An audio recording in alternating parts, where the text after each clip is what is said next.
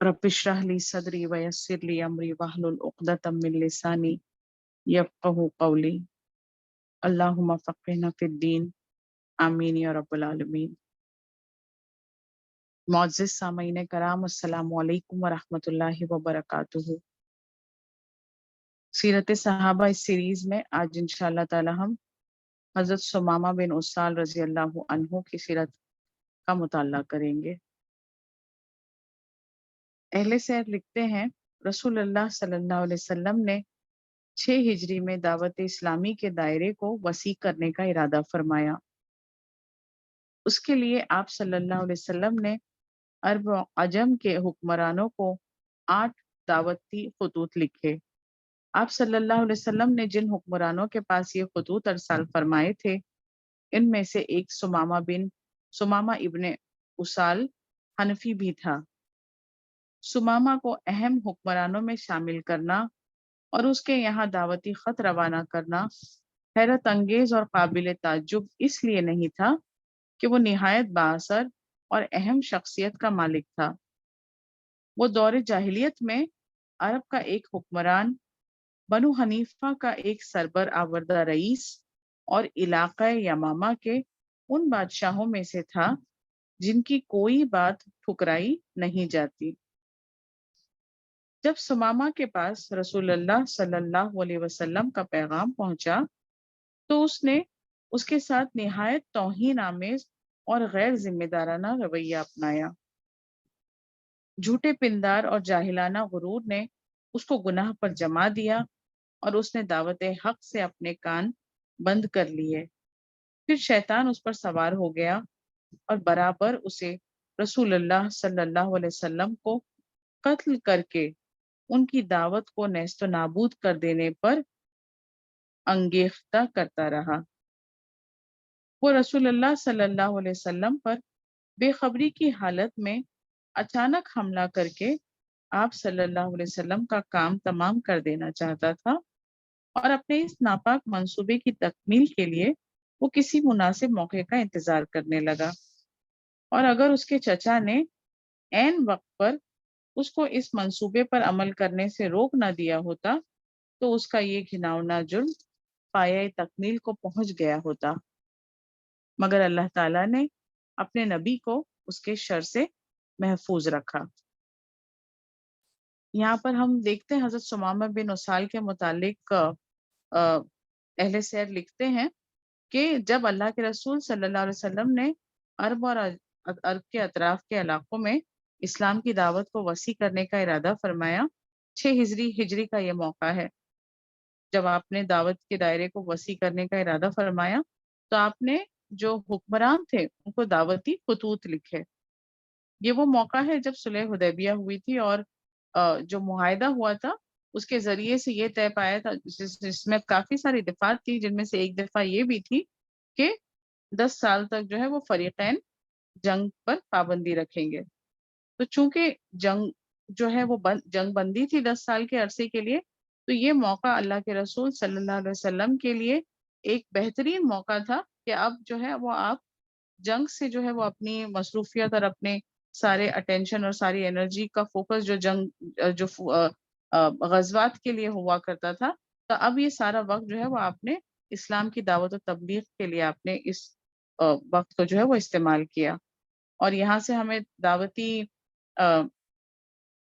दावती जो है का मैदान में किस तरीके से काम करना है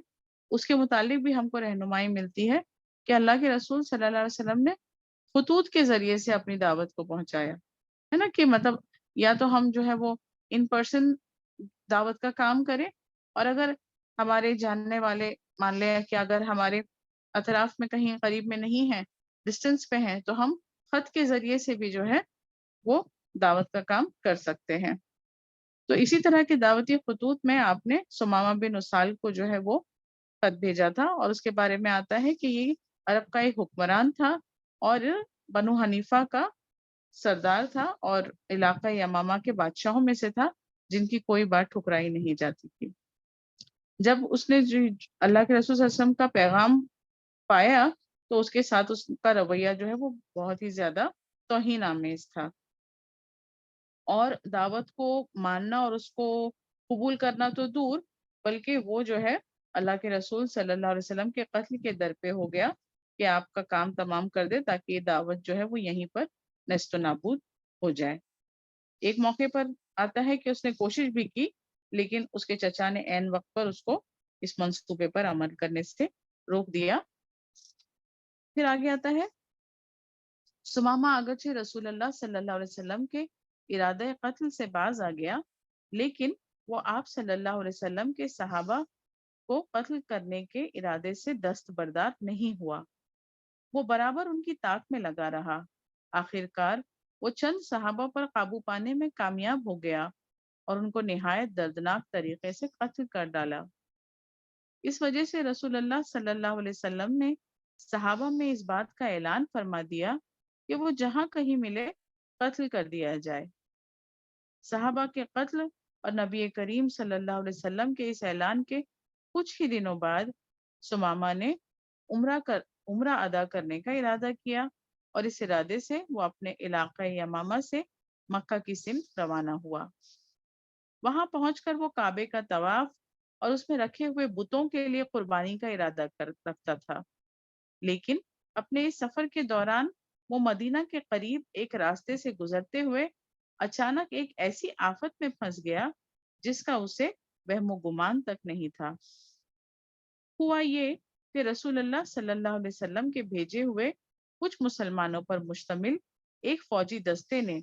جو اس خطرے کے پیش نظر کہ کہیں کوئی شرپسند رات کی تاریکی سے فائدہ اٹھا کر مدینہ کے باشندوں کو نقصان نہ پہنچا دے، سمامہ کو دیکھا اور اسے گرفتار کر لیا، حالانکہ ان میں سے کوئی بھی اس کو پہچانتا نہ تھا، اور اس کو مدینہ لے آئے۔ اسے مسجد کے ایک ستون سے باندھ دیا اور اس بات کا انتظار کرنے لگے کہ رسول اللہ صلی اللہ علیہ وسلم بنفس نفیس اس قیدی کی کے حالات سے واقفیت حاصل کر کے اس کے بارے میں کوئی فیصلہ صادر فرمائیں گے۔ جب رسول اللہ صلی اللہ علیہ وسلم گھر سے مسجد کی طرف آئے اور اس میں داخل ہونے کا ارادہ کیا تو آپ صلی اللہ علیہ وسلم کی نظر سمامہ پر پڑی جو ستون سے بندھا ہوا تھا۔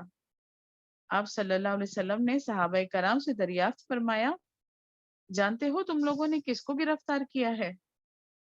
صحابہ نے عرض کیا، نہیں ہے اللہ کے رسول صلی اللہ علیہ وسلم، ہم اس سے واقف نہیں ہیں۔ آپ صلی اللہ علیہ وسلم نے فرمایا، یہ قبیلہ بنی حنیفہ کا سردار سمامہ بن اسال ہے، اس کے ساتھ حسن سلوک سے پیش آنا۔ پھر آپ صلی اللہ علیہ وسلم واپس گھر تشریف لے گئے اور گھر والوں سے کہا کہ تمہارے پاس جو بھی کھانا ہو اسے جمع کر کے سمامہ بن اسال کے پاس بھیج دو۔ پھر آپ صلی اللہ علیہ وسلم نے ہدایت فرمائی کہ میری اونٹنی کا دودھ صبح اور شام دھو کر اس کو پیش کیا جائے۔ پھر آپ صلی اللہ علیہ وسلم سمامہ کو اسلام کی طرف مائل کرنے کے خیال سے اس کے پاس تشریف لے گئے اور اس سے پوچھا کہ سمامہ، تمہارا کیا خیال ہے؟ تم ہماری طرف سے کس قسم کے سلوک کی توقع رکھتے ہو؟ میں آپ کے متعلق اچھا گمان اور آپ سے اچھے برتاؤ کی امید رکھتا ہوں، لیکن اگر آپ میرے قتل کا فیصلہ کرتے ہیں تو ایک ایسے شخص کو قتل کرائیں گے جو قتل کا مجرم ہے، اور اگر احسان کر کے مجھے چھوڑ دیں تو ایک احسان شناس کو اپنا ممنون کرم پائیں گے، اور اگر آپ کو مال کی خواہش ہے تو وہ بھی فرمائیے، جتنا مال چاہیں گے دیا جائے گا، اس نے جواب دیا۔ اس گفتگو کے بعد رسول اللہ صلی اللہ علیہ وسلم نے سمامہ کو اس کے حال پر چھوڑ دیا اور 2 روز تک اس سے کوئی تعرض نہیں کیا۔ اس دوران اس کے پاس حسب معمول کھانے پینے کی چیزیں اور اونٹنی کا دودھ برابر پہنچتا رہا۔ 2 دن بعد رسول اللہ صلی اللہ علیہ وسلم پھر اس کے پاس تشریف لائے اور وہی سوال کیا، سمامہ تمہارا کیا خیال ہے؟ تم ہم سے کس قسم کے سلوک کی توقع رکھتے ہو؟ اس نے جواب دیا، میرے پاس کہنے کی وہی باتیں ہیں جو اس سے پہلے میں کہہ چکا ہوں۔ اگر آپ میرے اوپر احسان کرتے ہیں تو ایک ایسے شخص پر احسان کریں گے جو اس کی قدر پہچانتا ہے، اور اگر میرے قتل کا فیصلہ کرتے ہیں تو آپ کا یہ فیصلہ حق بجانب ہوگا، کیونکہ میں آپ کے آدمیوں کو قتل کر کے اس کا مستحق قرار پا چکا ہوں۔ اور اگر آپ کو مال کی خواہش ہے تو بتائیے، جو چاہیں گے آپ کو پیش کیا جائے گا۔ اس موقع پر بھی آپ صلی اللہ علیہ وسلم نے اس سے مزید کچھ نہیں کہا، بلکہ اس کو چھوڑ کر چلے گئے۔ البتہ اگلے روز آپ صلی اللہ علیہ وسلم پھر اس کے پاس گئے اور پھر وہی سوال دہرا دیا، سمامہ تم کو ہماری طرف سے کس برتاؤ کی امید ہے؟ اور اس نے بھی حسب سابق وہی جواب دیا، اگر آپ میرے اوپر احسان کرتے ہیں تو ایک احسان شناس شخص پر احسان کریں گے، اور اگر مجھے قتل کرا دیتے ہیں تو میں اس کا مستحق ہوں، اور اگر آپ کو مال کی ضرورت ہو تو فرمائیے، آپ کا مطلوبہ مال میں آپ کو پیش کر دوں گا۔ اس سوال و جواب کے بعد رسول اللہ صلی اللہ علیہ وسلم نے صحابہ کرام کو مخاطب کرتے ہوئے فرمایا کہ سمامہ کو رہا کر دو، اور حسب ارشاد اس کی زنجیریں کھول دی گئیں۔ رہائی پا کر سمامہ مسجد سے نکلا اور مدینے کے باہر بقی کے قریب واقع کھجوروں کے ایک باغ میں گیا جس میں کنواں تھا۔ اپنی سواری کو اسی کنویں کے پاس بٹھا کر اس کے پانی سے خوب اچھی طرح غسل کیا اور پاک صاف ہو کر پھر اسی راستے سے چل کر مسجد میں واپس آ گیا۔ اس نے مسجد میں مسلمانوں کی ایک مجلس کے قریب پہنچ کر بآواز بلند کلمہ شہادت پڑھ کر اپنے اسلام کا اعلان کیا۔ پھر رسول اللہ صلی اللہ علیہ وسلم کی طرف متوجہ ہو کر بولا، اے محمد صلی اللہ علیہ وسلم، خدا کی قسم، روئی زمین پر کوئی چہرہ میرے نزدیک آپ کے چہرے سے زیادہ مبغوض اور قابل نفرت نہ تھا، مگر اب یہ مجھے ہر چہرے سے زیادہ محبوب ہے، اور خدا کی قسم آپ کے دین سے زیادہ قابل نفرت میرے نزدیک کوئی دین نہ تھا، لیکن اب یہ مجھے تمام ادیان سے زیادہ پسندیدہ ہے، اور خدا کی قسم آپ کے شہر سے زیادہ ناپسندیدہ میرے نزدیک کوئی دوسرا شہر نہیں تھا، مگر اب آپ کا یہ شہر مجھے تمام شہروں سے زیادہ پسند ہے۔ تھوڑی دیر رک کر پھر بولے، میں نے آپ کے کچھ ساتھیوں کو قتل کیا ہے، اس کی تلافی کے لیے آپ میرے اوپر کیا عائد کرتے ہیں؟ رسول اللہ صلی اللہ علیہ وسلم نے فرمایا کہ سمامہ، اس سلسلے میں تمہارے اوپر نہ قصاص ہے نہ دیت، کیونکہ اسلام نے تمہاری تمام سابقہ زیادتیوں اور غلط کاریوں کو حرف غلط کی طرح محو کر دیا ہے۔ پھر آپ صلی اللہ علیہ وسلم نے اسلام لانے کی وجہ سے جنت کی خوشخبری دی۔ ان کا چہرہ فرط مسرت سے چمک اٹھا، کہنے لگے کہ خدا کی قسم، میں نے آپ کے جتنے صحابہ کو قتل کیا ہے اس سے کئی گنا تعداد میں مشرکین کو قتل کروں گا، اور اپنی ذات کو، اپنی تلوار کو، اور ان لوگوں کو جو میرے ماتحت اور ہم نوا ہیں، آپ کی اور آپ کے دین کی نصرت اور تائید کے لیے وقف کرتا ہوں۔ قدر توقف کے بعد پھر کہا، اے اللہ کے رسول صلی اللہ علیہ وسلم، آپ کے سواروں نے مجھے اس وقت گرفتار کیا تھا جب میں عمرہ کی نیت سے نکلا تھا، تو آپ کے خیال میں اب مجھے اس سلسلے میں کیا کرنا چاہیے؟ رسول اللہ صلی اللہ علیہ وسلم نے ارشاد فرمایا کہ تم مکہ جا کر عمرہ ادا کر لو، مگر یہ عمرہ اب تم اللہ اور اس کے رسول کی شریعت کے مطابق ادا کرو گے۔ پھر آپ نے مناسک حج اور افعال عمرہ کی تعلیم دی۔ حضرت سمامہ بن اسال رضی اللہ عنہ عمرہ کی ادائیگی کے لیے روانہ ہوئے۔ جب بطن مکہ میں پہنچے تو وہیں کھڑے ہو کر بلند آواز سے تلبیہ پڑھنا شروع کر دیا، لبیک اللہم لبیک، لبیک لا شریک لک لبیک، ان الحمد والنعمت لک والملک لا شریک لک۔ میں حاضر ہوں، خدایا میں حاضر ہوں، تیرا کوئی شریک نہیں، میں حاضر ہوں، بے شک ساری تعریفیں اور تمام نعمتیں تیرے لیے ہیں، اور اقتدار تیرا ہے، تیرا کوئی شریک نہیں۔ وہ دنیا کے سب سے پہلے مسلمان تھے جو تلبیہ پڑھتے ہوئے مکے میں داخل ہوئے تھے۔ قریش کے لوگ اس ناگہانی اور غیر متوقع آواز کو سن کر سہم گئے اور غضبناک ہو کر دوڑ پڑے۔ انہوں نے اپنی تلواریں بے نیام کر لی، آواز کی طرف لپکے تاکہ اس شخص پر ٹوٹ پڑے جو ان کے کچھار میں گھس آیا تھا۔ وہ لوگ سمامہ کی طرف بڑھے تو انہوں نے تلبیہ کی آواز اور تیز کر دی۔ وہ ان کی طرف نہایت لاپرواہی اور بے خوفی کے ساتھ دیکھ رہے تھے۔ ایک قریشی جوان نے تیر چلا کر ان کو قتل کرنا چاہا، مگر دوسروں نے اس کو یہ کہتے ہوئے ایسا کرنے سے روک دیا کہ تیرا برا ہو، جانتا ہے یہ کون ہے؟ یہ یمامہ کا بادشاہ سمامہ ابن اسال ہے۔ اگر تم نے اس کو کوئی نقصان پہنچایا تو اس کے قبیلے والے ہمارے یہاں غلے کی برآمد روک کر ہم کو بھوکوں مار دیں گے۔ پھر وہ لوگ اپنی تلواریں میان میں کر کے حضرت سمامہ رضی اللہ عنہ کے سامنے آئے اور ان سے بولے، سمامہ، یہ تم کو کیا ہو گیا ہے؟ کیا تم بے دین ہو گئے ہو اور تم نے اپنا اور اپنے آبا و اجداد کا دین ترک کر دیا ہے؟ حضرت سمامہ رضی اللہ عنہ نے جواب دیا، نہیں، میں بے دین نہیں ہوا ہوں، بلکہ میں نے سب سے اچھے دین محمد صلی اللہ علیہ وسلم کے دین کی پیروی اختیار کر لی ہے۔ اس کے بعد انہوں نے کہا کہ اس گھر والے کی قسم، میرے واپس جانے کے بعد یمامہ کے گیہوں کا ایک دانہ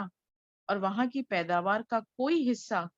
اس وقت تک تمہارے یہاں نہیں پہنچ سکتا جب تک کہ تم سب کے سب محمد صلی اللہ علیہ وسلم کا اتباع نہ اختیار کر لو۔ حضرت سمامہ رضی اللہ عنہ نے قریش کی آنکھوں کے سامنے رسول اللہ کے بتائے ہوئے طریقے کے مطابق عمرہ کے ارکان ادا کیے۔ انہوں نے غیر اللہ اور بتوں کے لیے نہیں، خدا تعالیٰ کی خوشنودی کے لیے قربانی کے جانور ذبح کیے اور واپس اپنے وطن لوٹ آئے۔ واپس آ کر انہوں نے اپنے قبیلے والوں کو قریش کے یہاں غلے کی سپلائی روک دینے کا حکم دیا۔ قبیلے والوں نے ان کے اس حکم کی تعمیل کی اور اہل مکہ کے یہاں اپنی پیداوار کی سپلائی بند کر دی۔ اقتصادی پابندی جو سمامہ ابن اسال نے قریش کے خلاف لگائی تھی، بتدریج سخت سے سخت تر ہوتی چلی گئی۔ اس کے نتیجے میں غلے کی قیمتوں میں غیر معمولی اضافہ ہو گیا، لوگوں میں فاقہ کشی عام ہو گئی اور ان کی تکلیف اور پریشانی زیادہ بڑھ گئی۔ اور جب نوبت یہاں تک پہنچی کہ ان کو اپنے اور بال بچوں کے بھوک سے مر جانے کا شدید خطرہ لاحق ہو گیا تو انہوں نے رسول اللہ صلی اللہ علیہ وسلم کو لکھا، ہم آپ کے متعلق پہلے سے یہ بات جانتے ہیں کہ آپ صلہ رحمی کرتے ہیں اور دوسروں کو اس کی تاکید بھی کرتے ہیں،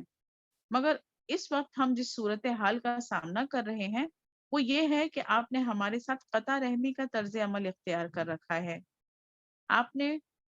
نے باپوں کو تلوار سے قتل کیا اور بیٹوں کو بھوکوں مار رہے ہیں۔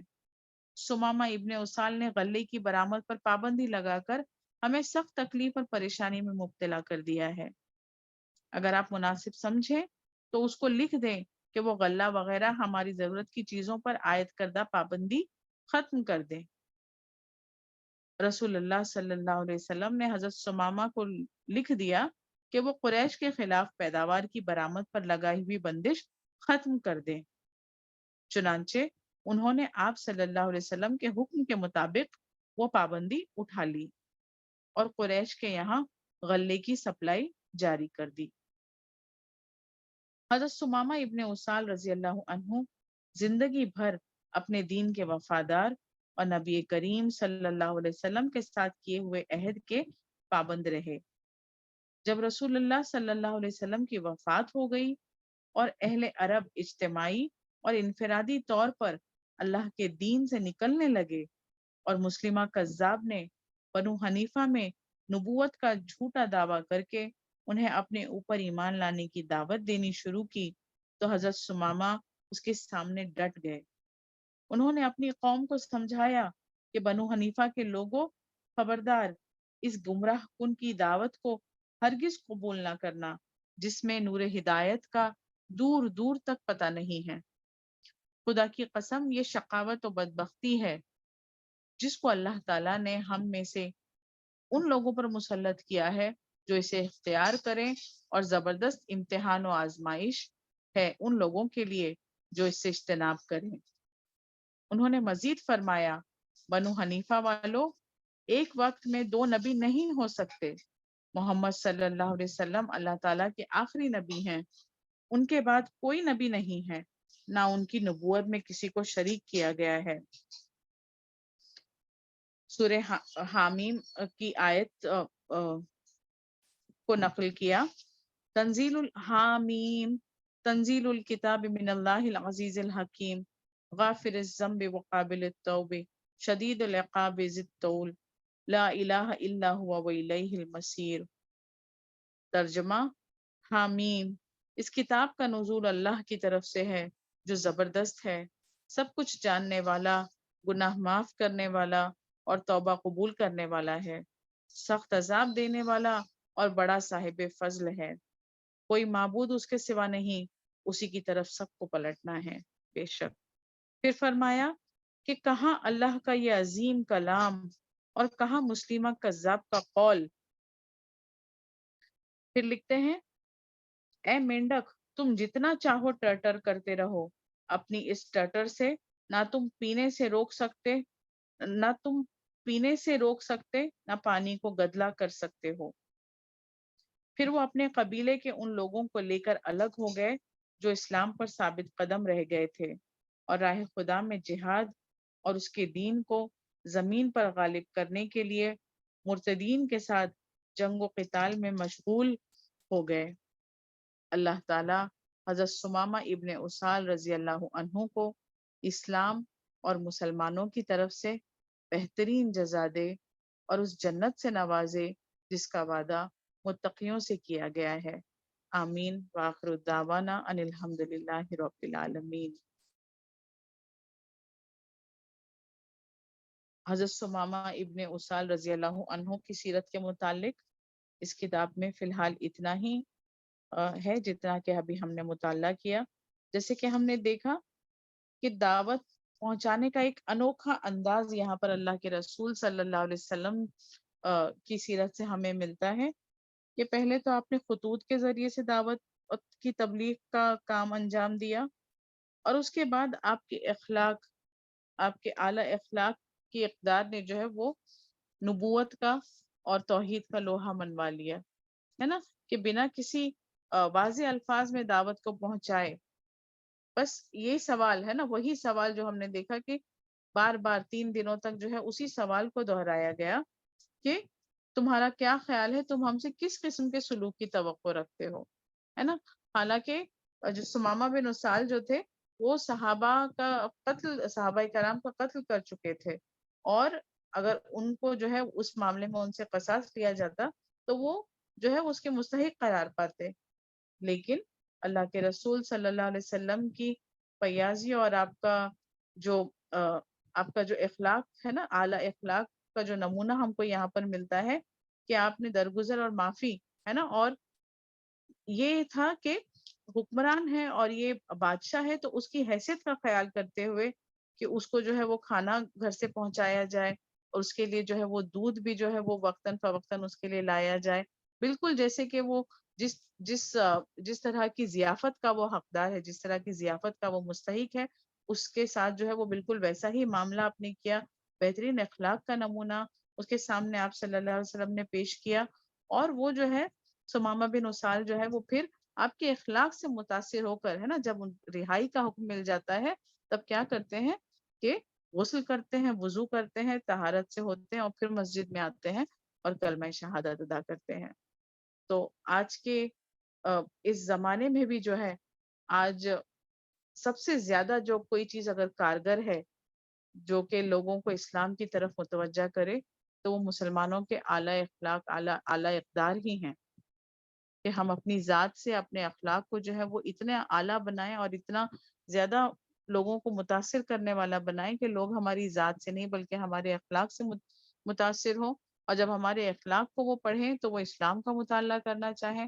اور جو اسلام کی طرف آئے تو پھر اسلام ایسی روشنی ہے کہ اس روشنی کو پا کر پھر کوئی بھی جو ہے وہ گمراہی کے اندھیروں کی طرف پلٹنا پسند نہیں کرتا۔ اللہ تعالیٰ سے دعا کرتے ہیں کہ اللہ تعالیٰ ہمیں بھی جو ہے وہ اعلیٰ اقدار، اعلیٰ اخلاق عطا فرمائے اور ہم سے ہماری کوششوں کو قبول فرمائے۔ آمین۔